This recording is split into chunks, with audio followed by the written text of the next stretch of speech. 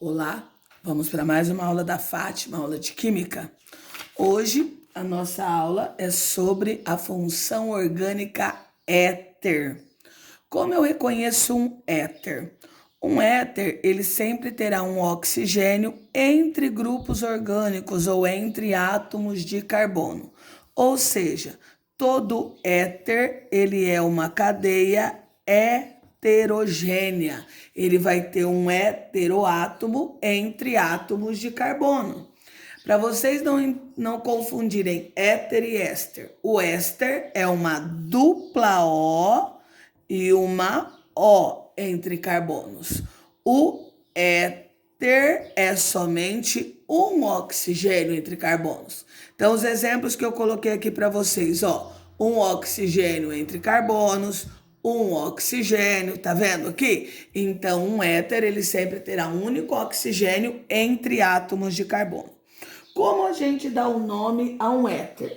Existem as regras da IUPAC, que é a União Internacional da Química Pura e Aplicada, que rege as regras. Então, uma das regras que existe da IUPAC é prefixo da menor quantidade de carbonos. Então, a primeira coisa que a gente faz é observar quantos carbonos eu tenho de cada lado. Então, no caso aqui, eu vou colocar o oxigênio em evidência.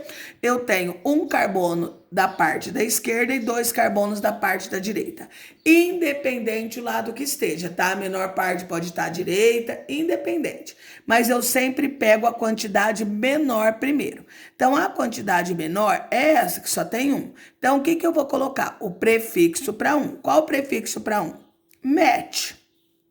Todas as vezes, aquele que tiver a menor quantidade de carbonos, eu vou colocar o prefixo mais a palavra ox, que é o sufixo de éter. Então, metox.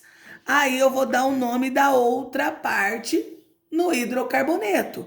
Então, como no hidrocarboneto, eu posso pôr hífen ou escrever tudo junto. 2 carbonos et, ligação simples an, terminação o, metoxetano. A IUPAC também sugere uma outra regra, aonde a gente coloca o nome dos radicais em ordem alfabética. Então, aqui, ó, éter, então a outra maneira, éter. Como é o nome desse radical? Metil.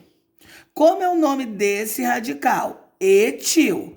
Então, pela ordem alfabética, quem vem primeiro? O etil. Então, fica éter etílico e metílico, certo? Então, se eu for usar a palavra éter, eu vou colocar o nome dos radicais e vou dar o nome deles em ordem alfabética. Vou colocar a palavra éter e o nome dos radicais.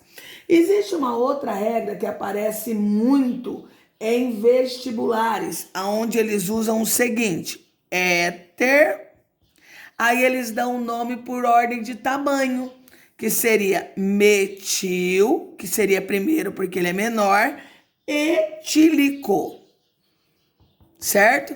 Eu sei que é difícil guardar 3 jeitos diferentes, mas é o jeito que a IUPAC sugere que possam ser dados nomes. Os 2 primeiros pela IUPAC, só que o último é mais usado pelos vestibulares. Só que o que vocês têm que ter em mente? Que sempre que for éter, eu tenho que ter um oxigênio entre carbonos.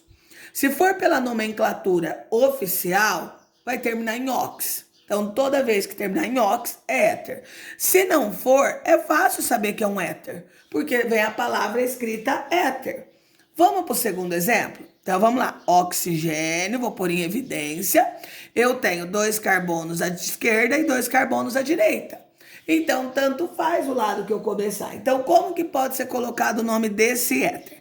Então, pela nomenclatura oficial, 2 carbonos et, terminação ox, etox, certo? E a outra parte eu vou dar um nome de hidrocarboneto, etox, etano.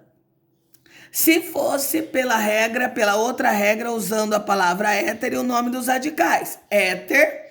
Como é o nome desse radical? Etil, porque tem 2 carbonos. Como é o nome desse? Etil, porque tem 2 carbonos. Então, o que que nós observamos aqui? Que são 2 radicais etil. Quando eu tenho 2 etil, como a gente escreve? Dietil. Então, éter dietílico, certo? Só que, como éter, obrigatoriamente ele tem que estar entre átomos de carbono, eu não sou obrigada a colocar o di, porque sempre vão ser no máximo 2. Como os 2 radicais são iguais, eu posso escrever apenas éter etílico, porque subentende que eu vou ter um etil à esquerda e um etil à direita. Agora eu coloquei 2 para a gente montar. Éter difenílico. Se é éter, eu vou colocar o O entre carbonos. Vou colocar o O. Aí eu sei que o O faz 2 ligações. O que é difenílico? Di é 2, fenílico é o fenil, que é o anel benzênico.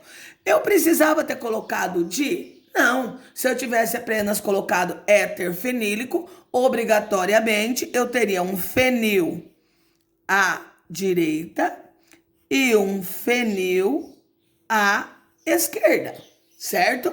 O outro, etoxpropano. Como eu sei que é um éter? Porque termina com ox. Então, todas as vezes que terminar com ox é éter. Então, eu começo pelo O, certo? Então, vamos lá. O que é et? 2 carbonos. Professora, eu sou obrigada a colocar ele da esquerda? Não. Por que eu não sou obrigada a colocar ele à esquerda? Na hora do nome, eu começo pela menor parte. Mas independente, se a menor parte estiver à direita, eu vou ter que começar pela direita, dar um nome. Então, tanto faz, tá bom? Então, et, 2 carbonos. Agora eu vou para o outro lado. Prop, 3. A de ligação simples e o O porque é o meu hidrocarboneto, né? Então, uma parte eu sei que é um éter, porque eu tenho oxigênio entre átomos de carbono. Uma outra função que nós vamos aprender hoje também, aleto orgânico. O aleto orgânico, ele tem que apresentar pelo menos um halogênio. Quem são os halogênios? Os elementos da família 7A. Lembrando que se um elemento é da família 7A, ele tem 7 elétrons, então cada halogênio só pode fazer uma ligação, correto? Quem são os halogênios? Flúor, cloro, bromo e iodo, certo? Aí eu coloquei um exemplo aqui. Como que eu dou um nome? Primeiro, eu preciso indicar a posição, porque eu tenho 4 carbonos, ele pode estar em qualquer posição. Então eu vou numerar. Quem vai mandar? O grupo funcional, que no caso aqui é o meu bromo. Vou numerar da direita para a esquerda, porque o bromo está mais perto desta posição. Aí como que vai ficar o nome desse composto? 2, porque é a posição. Bromo, porque é o nome do meu halogênio. E agora eu vou dar o nome do hidrocarboneto. 4 carbonos but, ligação simples entre os carbonos an, butano. Existem alguns que dá para fazer um nome usual, que é quando a gente dá um nome no radical. Então, por exemplo, como que ficaria o nome desse composto? Esse radical se chama sec-butil, tá? Porque a valência livre, ó, lembra que na valência livre eu posso ligar qualquer coisa para estabilizar o carbono? A valência livre está no carbono secundário e eu tenho 4 carbonos. Então, esse aqui é o sec-butil. Então, existe um outro nome para o 2-butano que poderia ser brometo de sec-butila. Eu dou o nome no halogênio e o nome do radical. Esse daqui, como fica o nome? Eu tenho 3 cloros. Se eu tivesse um cloro só, seria cloro e o nome do hidrocarboneto com um único carbono. Como eu tenho 3, como que vai ficar? Quando eu tenho 3, eu vou colocar tricloro. Por que tri? Porque são 3. Por que cloro? Porque é o nome do halogênio. Tricloro, um carbono met, ligação simples an, terminação o. Triclorometano, tá? Pode ser escrito junto ou separado. Como que ficaria o outro nome se a gente fosse usar o nome do radical? Com carbono é metil, então ficaria tricloreto de metila. Agora vamos fazer o processo contrário, né? Eu dei o nome e eu quero a fórmula. Começo da direita para a esquerda pela cadeia principal.